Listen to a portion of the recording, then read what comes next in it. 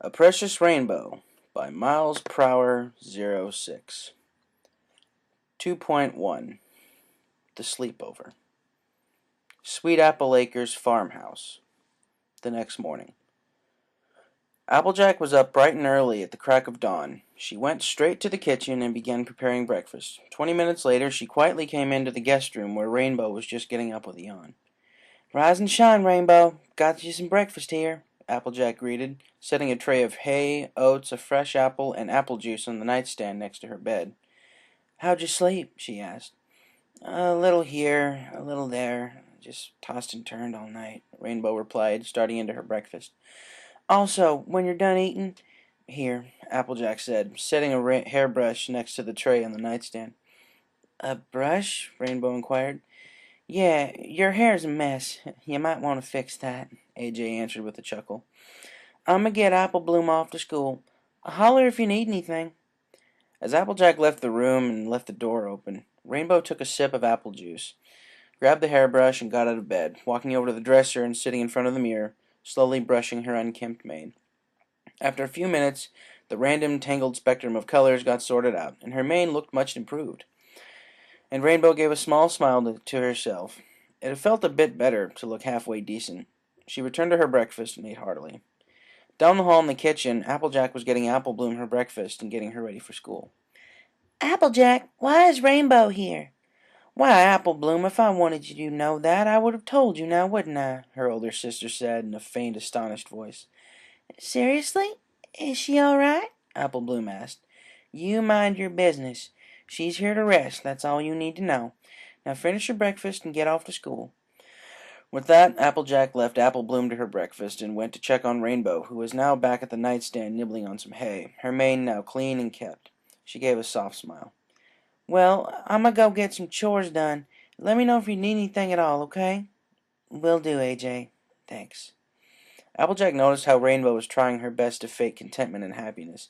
She'd give her the time and space she needed, and hoped she would slowly improve as the days passed. It wasn't too long before Twilight was walking around the acres looking for Applejack. "Oh, howdy there, Twilight. What can I do for you?" "Looking for Rainbow. I checked the Traveler's Inn this morning, and she wasn't there. I checked with the others, and no one's seen her." "Yeah, she's here. Walked all the way here in the middle of the night on those back hooves, if you can believe it." "How's she doing?" Twilight asked, walking with AJ around the acres as she tended to various aspects of the farm. "Well, she's not sleeping well. You can tell that just by looking at her. And I know she's trying to look happy, but I can see right through it. I'm trying my darndest to be patient with her. I know this is going to take time. At least she's here. I think that's all we can give her at this point, is time." Twilight went in to visit with Rainbow for a few minutes, who just sat at the window, staring out at the orchards. Twilight knew she must be going crazy following the doctor's orders, staying off her feet as much as possible, especially considering her long walk last night. Rainbow again tried to put on a smile for Twilight, but she, just like the farm workhorse, saw right through it, and played along for now. Throughout the morning and early afternoon, the others came by. Rarity was thrilled that Rainbow was still wearing her hoodie, and Fluttershy came by with some of her animals. They both shared Applejack's concerns, and likewise decided to give her time. They were all confident that Rainbow's loyalty to her friends would bring her around sooner or later. By the time afternoon rolled around, Applejack was relaxing in the kitchen when there was a gentle but frantic knock at the door. Going to answer it, she was greeted by the cheesy, grinning faces of Apple Bloom, Sweetie Belle, and Scootaloo. "Oh no," she mused.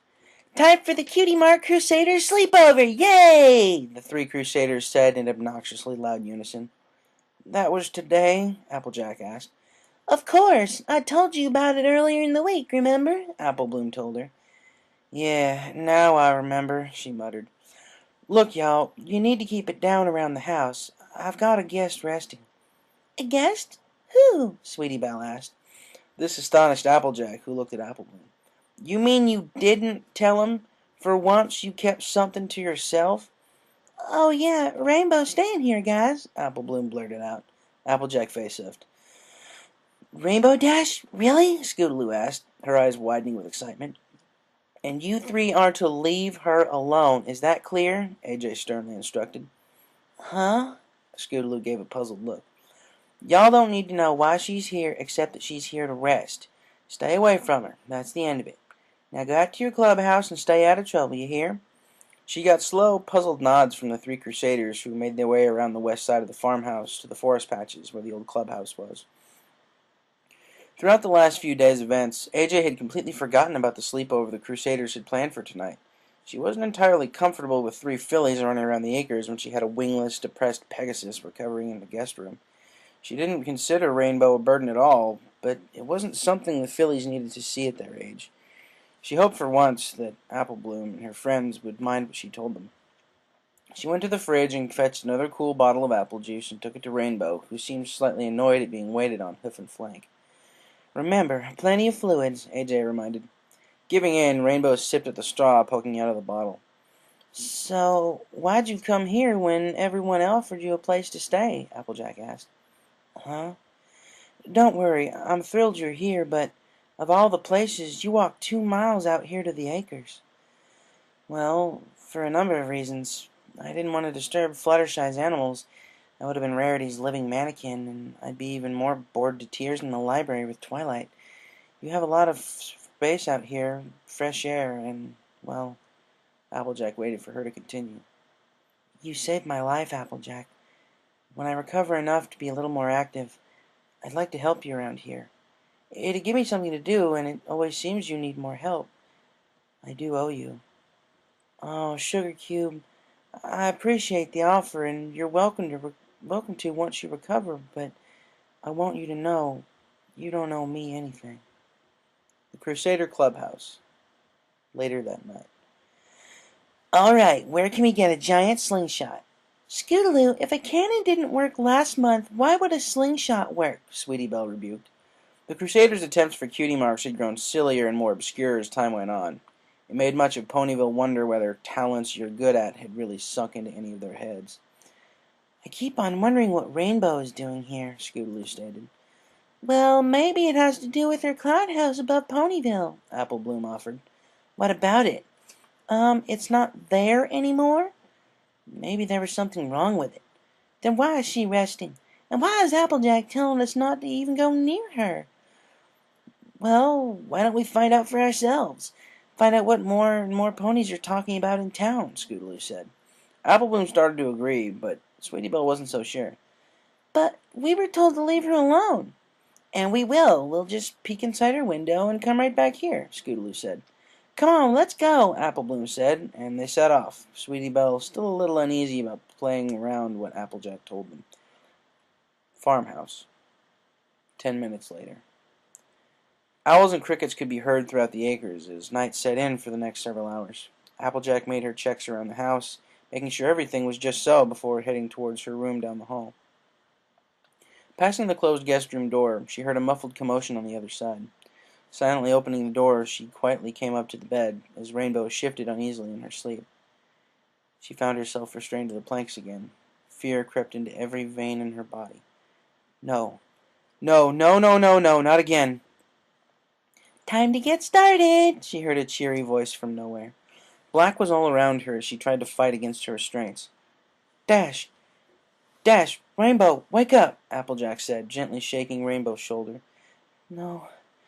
Please no," she mumbled in her sleep. "No. Please no," she pleaded. She felt a presence behind her, stretching out her right wing, ready to bring down the knife. Rainbow's uneasy shifting became more apparent. Suddenly, her sleeping body jolted, the covers rippling. She gave a short scream. "No! Please!" she yelled from the dream world beyond. "Rainbow, wake up!" Pain shot through her back as her right wing fell into the blackness, and her left wing was stretched out. She felt the teeth of the hacksaw grind against her bone. "No!" she screamed in pain. "Rainbow Dash!" a voice beyond her called in the darkness. "Rainbow Dash!" Applejack yelled to snap the Pegasus out of her nightmare. Rainbow bolted up with a scream, frantically looking around. It's all right, it's me," Applejack quickly said, attempting to calm her frightened friend. Then came another scream, a muffled one, from outside her bedroom window. Both ponies looked in surprise. When Scootaloo saw the red, bloody areas of Rainbow Dash's bandaged back, her pupils contracted, and her whole body went cold as she let out a blood-curdling scream, and immediately turned tail and ran back into the forest towards the clubhouse, followed quickly by Apple Bloom and Sweetie Belle. Tears pricked Rainbow's eyes, and it only took a split second for Applejack to put the pieces together. Seeing the three fillies run back into the darkness of the forest, and her face became one of anger and disbelief. "Wait here, Rainbow. I'll be back, I promise." With that, she left the room, and was quickly giving chase back to the clubhouse. Scootaloo was cowering in her sleeping bag, and the other two Crusaders were confused and scared as they stood in the safety of their clubhouse. It hadn't even been a minute they got back before the door slammed open, getting a startled scream from each of them. There stood Applejack in the doorway, a furious look in her eyes. "How dare you?" she said, just above a whisper. "We're sorry," her younger sister began to apologize before being harshly cut off. "Shut it! You think when I tell you these things for no reason at all, that I tell you no for fun?" The Crusaders looked at her, frightened. "We were just curious while Rainbow—" "I told you to leave her alone. I told you not to go near her. A lot of good your curiosity did you tonight," she yelled at them. Not another word came from the three fillies. "I don't want to hear another peep. If there's another hoof out of this clubhouse for the rest of the night, you'll be out of school before the next sleepover. Understood?" All she got in return were teary-eyed nods from them. Scootaloo shuddered in the corner. AJ left without another word. Farmhouse. 10 minutes later. AJ returned to the farmhouse and brought a cool glass of water to the guest room, where Rainbow had her back to her, sitting on the bed, sobbing openly. Saying nothing, Applejack gently set the glass in the nightstand, and when she took a seat next to her on the bed, the Pegasus got up and went to the window. I, I, I can't take this anymore. I can't even look at them," she sobbed, looking at the starry sky from her window. "The fillies?" "No," Rainbow sniffled. "No, the stars, the sky, my cutie marks, every time." She turned to Applejack with something of a frustrated, scared look in her eyes. "I'm tired of being reminded who I was, what I loved doing, what Pinky took away from me. How—" She collapsed onto her back haunches in tears. "How am I ever going to be able to move on if that reminder is always there?" she sobbed, her tears and gaze falling to the floor. Applejack stared at her friend for a moment before getting off the bed and sitting next to her, putting her front leg around her friend. "Sugar, do you think it's going to be that easy? Just throw away all of who you used to be and start new? Well, that's not going to happen, hon. You have to remember who you were and adapt to your new life. That doesn't mean you have to change who you are entirely or forget who you used to be." Rainbow continued to cry, but it let up a bit. "What did she do to you, Rainbow?" Pegasus sniffled and shot her a bothered glance. I don't think I'll ever be ready to talk about that. Besides, you of every pony should have the best idea." "It was all a rush, Rainbow. I didn't really take it all in when I got you out of there. But maybe you're having these nightmares because you're keeping it all inside." Nothing more was said for a minute, while AJ continued to silently comfort Dash with merely her presence. "She drugged me." "Drugged you?" "Yeah, with something in one of her cupcakes.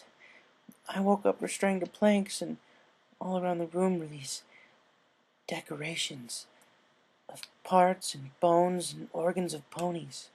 Applejack said nothing, just listening to her friend. "She said that she needed more special ingredient for her cupcakes, and that my number came up. She started with my cutie marks, cut both of them off of my flanks. Then she took off my wings." Rainbow shuddered again, fresh tears rolling down her cheeks. "The first thing she did was take away what made me special, what made me, me." AJ continued listening intently. "Then she ate part of me, part of the muscle in my right flank. It didn't even faze her, like it was normal." Another few moments passed while Rainbow tried her best to keep herself composed and recall that horrific night all too recently. "I blacked out several times, and she'd just inject me with adrenaline. Then came the nails, burning hot, hammered right into my back hooves, attached to copper wires. She electrocuted me until I blacked out again. It felt like every inch of my body was on fire. Then she gave me a painkiller, and I couldn't feel anything below my ribs. She said it was time for the last round, and I'd be awake to watch the harvest. And then you showed up. Applejack held in her horrified reaction and simply wrapped her arm tighter around Dash's shoulders, tears beginning to fall from her eyes as well. Rainbow began weeping again. Applejack, if you hadn't shown up when you did, There were no more words to say as she just sat there, head lowered, crying. AJ wrapped both arms around her friend, crying with her. Rainbow, I'm so sorry you had to go through that. And mark my words, sugar, I swear on my life, if there was any way, she searched for the right words, I would give up the farm, my livelihood. I would give all I am if it meant making you whole again. 2.2 Heart to Heart. Sweet Apple Acres. The next morning. None of the Crusaders got a lot of sleep after the incident last night. At the crack of dawn, Applejack was at the clubhouse, rising in 3 fillies, still shaken from last night. Apple Bloom, go back to the house. I'll be taking your friends home, she said sternly. But why? She started to protest. I don't think you want to be questioning anything I tell you right now. Go to the house and stay in your room. Is that clear? Apple Bloom simply nodded and began to make her way out of the clubhouse. Come on, you two. Hurry and get up. Applejack had other motives for going into town today. Other than getting the Crusaders back and explaining last night's incident to the parents, she also remembered that the nurse had instructed Rainbow to return and get her bandages changed. And she didn't want her to go 2 miles back and forth, and she had to deal with farm injuries all the time, so changing gauze was no big hassle. Farmhouse. Applejack returned an hour later with a saddlebag. Big Macintosh was busy making breakfast. Apple Bloom in her room? Yep. AJ made her way to the guest room, where Rainbow was just beginning to get up due to her restless sleep last night. Good news, Rainbow. I went and got the gauze, so you don't have to walk all the way back to Ponyville to get them changed. And we can see if you're starting to heal up, too. Rainbow gave AJ a small smile. Applejack, thanks for last night. I think that helped. No problem at all, Sugar Cube. Rainbow tossed the covers aside and sat up. Applejack set her saddlebag beside her and began to unwrap the gauze around Rainbow's midsection. She was relieved to see that the stubs where her wings used to be were no longer the bloody, oozy mess that it was when she first was treated. The first layers of skin had now formed. Looks to be coming along well enough, AJ commented, gently applying some ointment and then wrapping them up in fresh, sterile gauze. She then moved down to her flanks and unwrapped the area around her cutie marks. Again, there was much improvement. Her cutie marks had reattached where they had been cut off. Fresh scar tissue formed a circle around them, but they appeared to be healing. I don't think I even need to rebandage that area, Applejack happily said. She moved to her right cutie mark, where a part of her muscle had been removed by Pinky, and she gently pressed with her left hoof. How's that feel, Sugar? She asked. Still a little numb, but I can feel it, Dash replied. Good sign. Then Rainbow turned around in a sitting position, her back legs half dangling off the bed. Applejack carefully unwrapped the gauze around her back hooves and inspected the healing areas. These look the best of all. I'd say you'll be good to go in a week at most, Rainbow. And I'll even go one further right now and won't insist that you stay in bed, Applejack said, replacing the bandages on Rainbow's back hooves. Good, 'cause I want to go talk to Apple Bloom. And what do you need to tell her? Something that'll only work coming from me. For the first time since arriving, Rainbow Dash joined Applejack, Big Macintosh, and Granny Smith out in the kitchen for breakfast. Both Big Mac and Granny Smith were equally optimistic about the rate of Rainbow's recovery. After breakfast, Rainbow took a tray of food down the hall and gently knocked on Apple Bloom's door. "Come in," she said somberly, expecting her big sister and some more chastising. Instead, Rainbow walked in. "Oh, hi, Rainbow. Look, I'm really sorry about—" "Relax, Apple Bloom. I'm not mad. Applejack has every right to be mad because you disobeyed, but I just want to talk. That's all," Rainbow reassured her. "I brought you some breakfast," the recovering Pegasus said, setting the tray next to the filly laying on the bed, resting her chin on her hooves. "We were just curious as to why you were staying here. She didn't have to yell at us like that," Apple Bloom pouted. "Look, Apple Bloom, I was your age once, and I hated being told no, too. But what you three saw, fillies your age really shouldn't have seen. Curiosity isn't always the best thing to have." "But she's always bossing us around, telling us that we can't do things and not telling us why," the young yellow filly complained. "Apple Bloom, AJ's trying to protect you. You should be grateful that you have her. I never had any siblings to grow up with. And I'll tell you something," Rainbow said, taking a seat next to her on the bed. "If not for your big sister, I wouldn't be here right now. She saved my life, Apple Bloom. So I know it's not fun being punished, but you need to appreciate the fact that you have your sister here." Apple Bloom didn't answer, just stared silently at her twin bed's comforter and began to eat her breakfast that had been brought to her. "Well, just think about it. I'm headed into town." "To do what?" "Talk to another Crusader. I imagine we have one freaked out and frightened Pegasus on our hooves right now." Rainbow went one door down to her room and tugged on her hoodie and told Applejack she was going into town. "Just take it easy on those back hooves, all right?" "Don't worry, I will."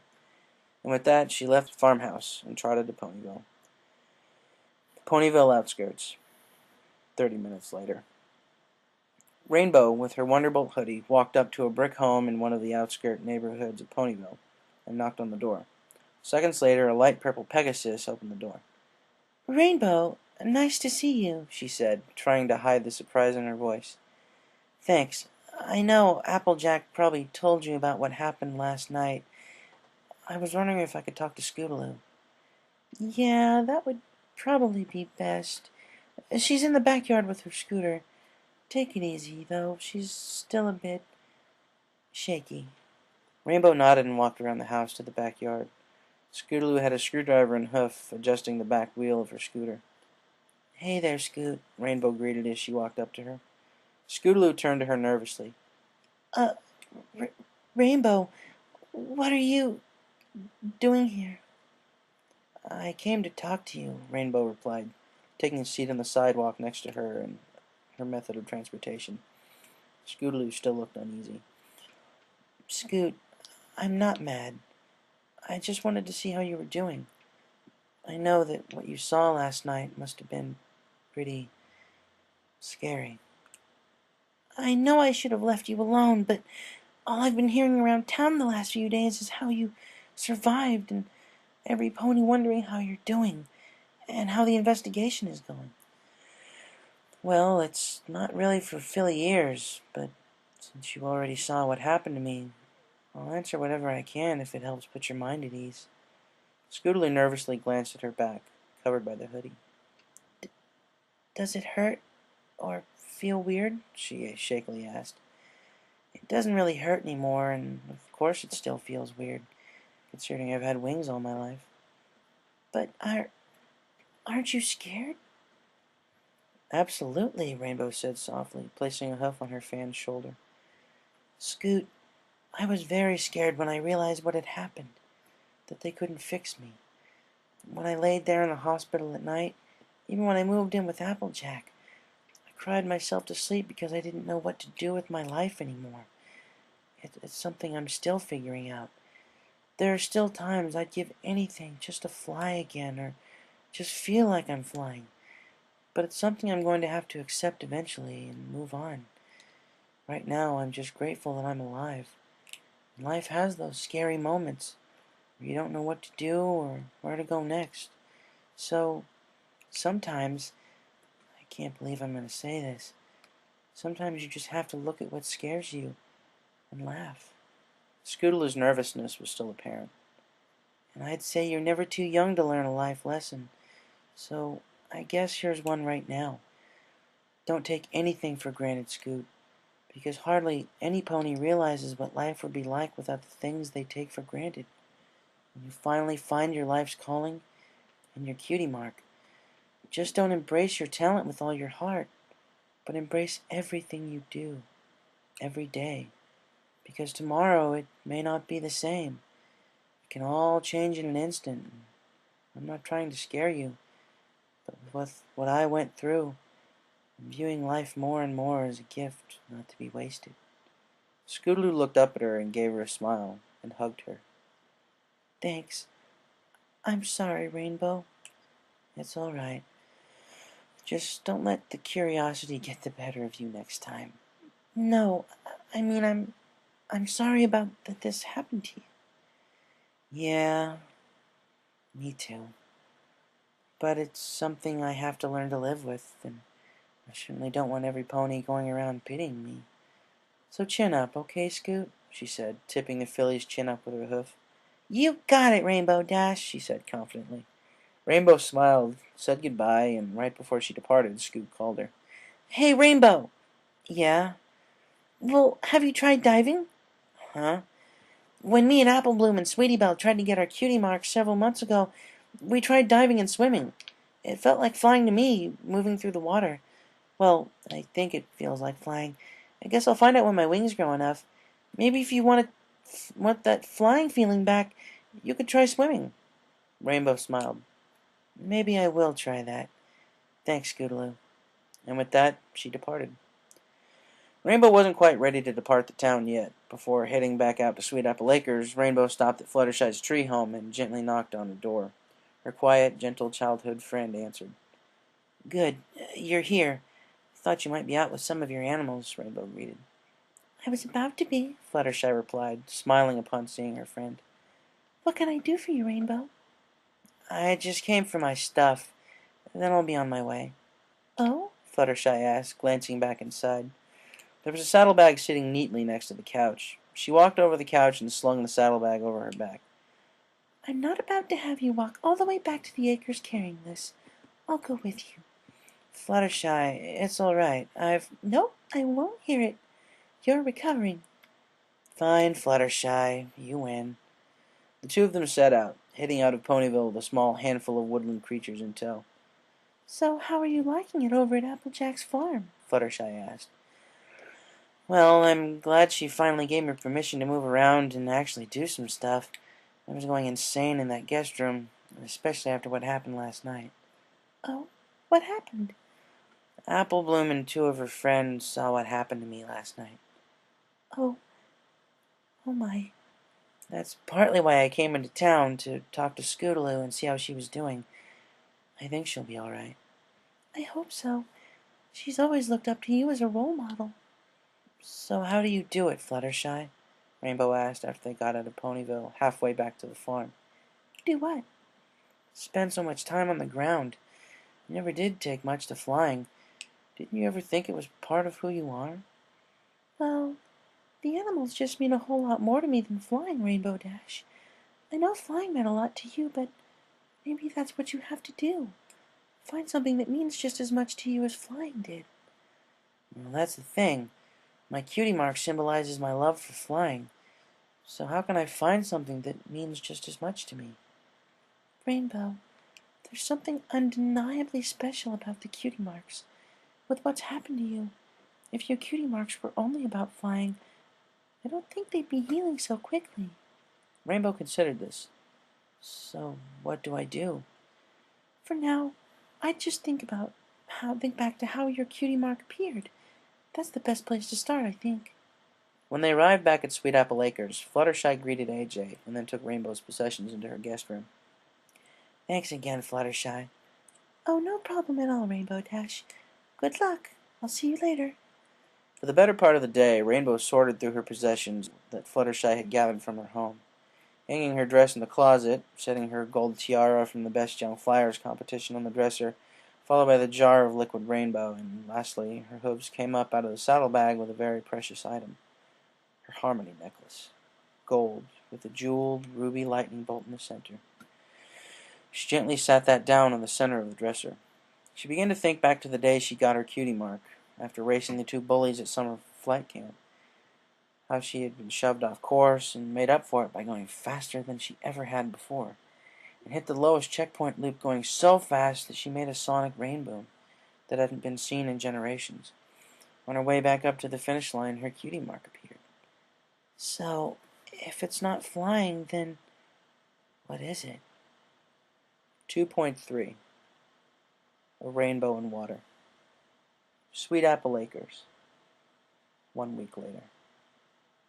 Rainbow stood at the shore of the small lake, about a half-mile from the farmhouse. The sun hadn't even come up yet, and it looked like rain clouds on the horizon. She didn't mind. She was going to take Scootaloo's suggestion and give this a try. After all, it had been nearly a week since she had bathed, and this would prove to be refreshing. She turned her head and looked at her back. The stubs had begun to heal, the first layers of skin forming.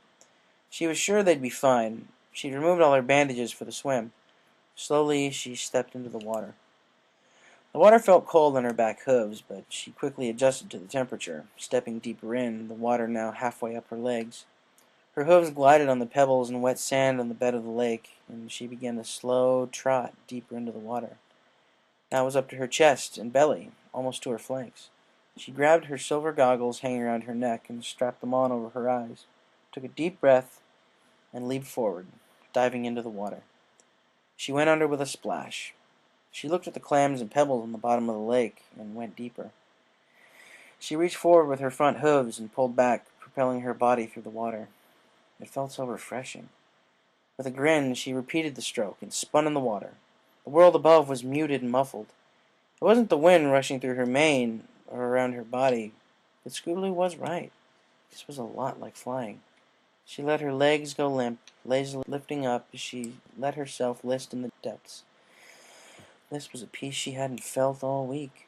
With a gurgled, bubbly laugh, she pushed up with her hooves a few times, and her head broke the surface of the lake, and she took a few deep breaths. She tread water for several moments before taking in another deep breath and going under again. Farmhouse. 1 hour later. When Applejack rose out of bed an hour later, the weather had changed considerably. With the rush of rain pelting the roof and window, she got out of bed with a yawn and went to check on Rainbow, only to find the bed empty and her bandages in the waste bin next to it. She immediately went to the kitchen where she found Big Macintosh at the stove making breakfast. "Hey, Big Mac, where's Rainbow?" she asked. "Said she was going swimming out by the lake. That was about an hour and a half ago."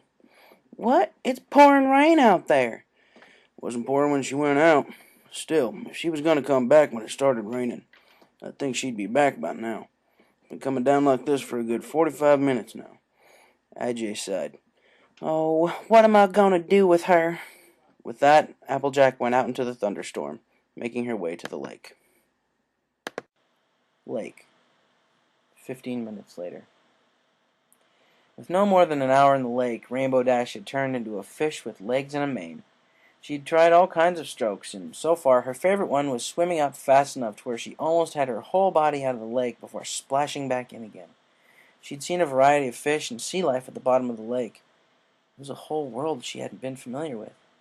She dove deeper and deeper. Brushing past a patch of seaweed on the bed of the lake, she angled herself up and swam as fast as she could to the surface. When she came up for air the next time, she heard a voice over the splashing. "Rainbow! What are you doing out here?" She turned and saw Applejack at the shore some 30 feet away, and gave her a smile. "What does it look like? Swimming," she greeted. "It's raining cats and dogs." Rainbow just giggled. "Yeah, so I'm already entirely wet." Applejack halted her chastisement of Rainbow when she noticed her entirely carefree demeanor. For the first time since arriving, she didn't seem depressed and down. "So, you just decided you'd come out before a thunderstorm and take a swim?" "Yep," Rainbow replied happily, taking a short dive under and immediately coming back up again, her rainbow mane soaked and flat against her forehead and neck. "I went into town to talk to Scootaloo, and she suggested swimming if I wanted to feel something close to flying again." A rumble of thunder rolled over the lake area, and lightning flashed the hazy morning sky. "Besides, I've spent years making thunderstorms.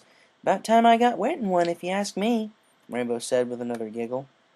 Applejack was so astonished that Rainbow had suddenly returned to something resembling her former self. All it took was a dip in a lake.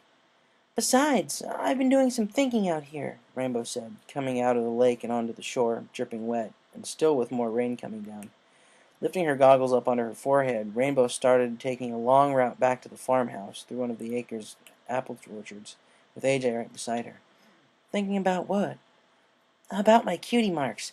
Fluttershy told me that they're more special than I think, and that they still have meaning in my life. They're healing pretty fast, so I'm wondering if they reflected my love of flying at all. Applejack pondered this as well, looking at her friend's flank. A cloud and a rainbow lightning bolt. What else could that mean? I don't know just yet, but maybe what I needed was some time out in the rain. Why, so you can catch cold? Applejack half-jokingly asked. No, to grow, Rainbow replied. Huh? Well, your trees need an equal amount of sunshine and water to produce these apples, so maybe in order to grow and move past this, maybe all I need is some rain. Who says plants are the only things that need a little rain every now and then? The farmhouse came into view, and the rain began to let up. It didn't quit completely, but came down to a light drizzle. The clouds began to part, and rays of sunshine began to descend on the acres. And coming to the front door, the pair of ponies saw a rainbow materialize in the parting rain clouds. Well, what do you know? Applejack said, staring up at the rainbow. What is it, AJ? The workhorse motioned up to the rainbow. Maybe that's what your cutie mark represents. That no matter what storms you go through, you'll always come through. I'd say this is sure a fine example. Rainbow took another look at the sparkling rainbow and then over to her friend, and they gave each other a hug. Thanks, AJ. No problem at all. Now let's go get dried off.